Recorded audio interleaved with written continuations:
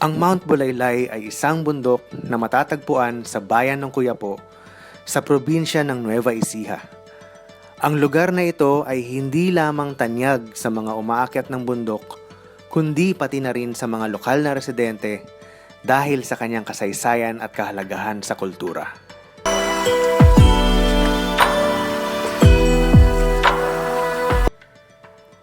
Ayon sa mga alamat at kwento ng mga matatanda, ang Mount Bulaylay ay dating tirahan ng mga katutubong Ayeta bago pa man dumating ang mga Espanyol sa Pilipinas.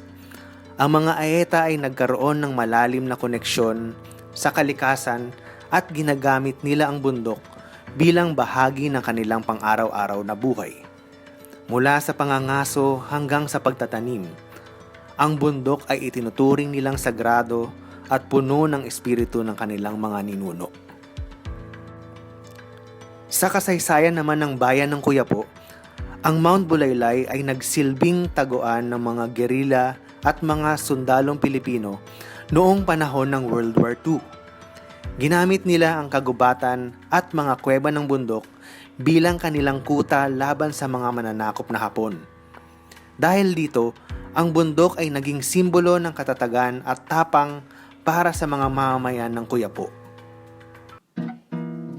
Sa kasalukuyan, ang Mount Bulaylay ay isang kilalang destinasyon para sa mga hiker at nature enthusiasts.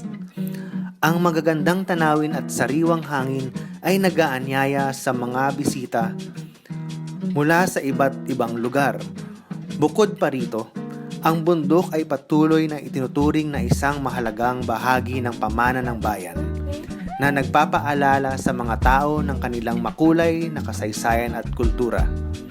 Sa isang elevation na humigit kumulang 200 meters, hindi ito ang pinakamataas na tuktok sa Pilipinas, ngunit ito ay may mahalagang lugar sa lokal na kultura at turismo. Ipinagmamalaki ng bundok ang iba't ibang mga landas na tumutugon sa iba't ibang antas ng kasanayan, mula sa mga baguhan hanggang sa makaranasang mga hiker. Habang naglalakbay ka sa luntiang halaman, makakatagpo ka ng magkakaibang flora at fauna. Nagginagawa itong perpektong lugar para sa nature photography at panonood ng ibon. Nag-aalok ang summit ng magagandang panoramic view ng mga nakapalibot na landscape na nagbibigay kasiyahan sa mga hiker na may pakiramdam ng tagumpay at katahimikan. Ang zipline sa Mount Bulaylay ay isa sa mga pangunahing atraksyon ng lugar na ito sa Nueva Ecija. Ito ay nag-aalok ng isang nakakaakit na karanasan para sa mga adrenaline junkies at adventure seekers. Ang zipline ay may mahaba na umaabot sa daan-daang metro na nagbibigay daan sa mga bisita na makaranas ng mabilis at kapanapanabik na paglipad sa ibabaw ng kagubatan at mga burol ng Mount Bulaylay. Habang ikaw ay lumilipad sa zipline, makikita mo ang malawak na tanawin ng kalikasan mula sa luntiang kagubatan hanggang sa mga malalawak na taniman. Ang zipline din sa Mount Bulaylay ay itinuturing na pinakamahabang zipline sa buong Nueva Ecija. Bukod sa hiking, ang Mount Bulaylay ay isa ring magandang destinasyon para sa camping. May mga itinalagang camping site kung saan ang mga bisita ay maaaring magtayo ng mga tolda at magpalipas ng gabi sa ilalim ng mga bituin. Ang malamig na hangin sa bundok at ang tahimik na kapaligiran ay lumilikha ng perpektong setting para sa isang nakaka-relax at hindi malilimutang karanasan sa camping. Mai-enjoy ng mga camper ang mga aktibidad tulad ng stargazing, pagkakwento sa tabi ng campfire, at pagluluto ng mga pagkain sa labas.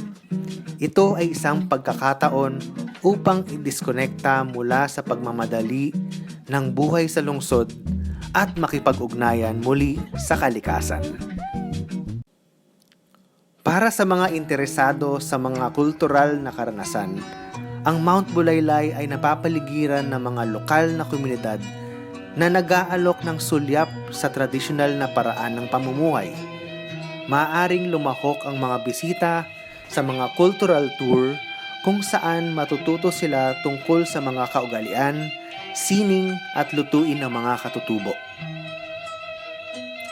Ang mga paglilibot na ito ay kadalasang kinabibilangan ng mga pagbisita sa mga lokal na pamilihan, mga paggawaan ng handicraft at tradisyonal na mga demonstrasyon sa pagluluto. Ang pakikipag-ugnayan sa lokal na komunidad ay nagdaragdag ng mayaman at makabuluhang dimensyon sa pagbisita, na ginagawa itong hindi lamang isang pakikipagsapalaran kundi isang karanasan na pang-edukasyon at pagpapayaman sa kultura.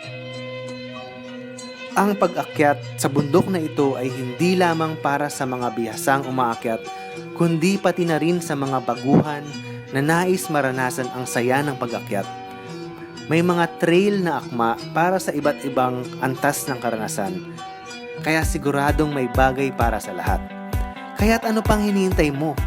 Ipak ng iyong gamit, isama ang iyong mga kaibigan at pamilya, at tuklasin ang hiwaga at kagandahan ng Mount Bulaylay. Tiyak na magiging isang hindi malilimutang karanasan ito para sa lahat. Igalang at suportahan ang kalikasan at lokal na komunidad sa pag-akyat sa Mount Bulaylay. Huwag magtapon ng basura, iwasan ang pag-abala sa mga hayop, at suportahan ang lokal na negosyo. Ang pagiging responsable na hiker ay mahalaga para sa kinabukasan ng lugar.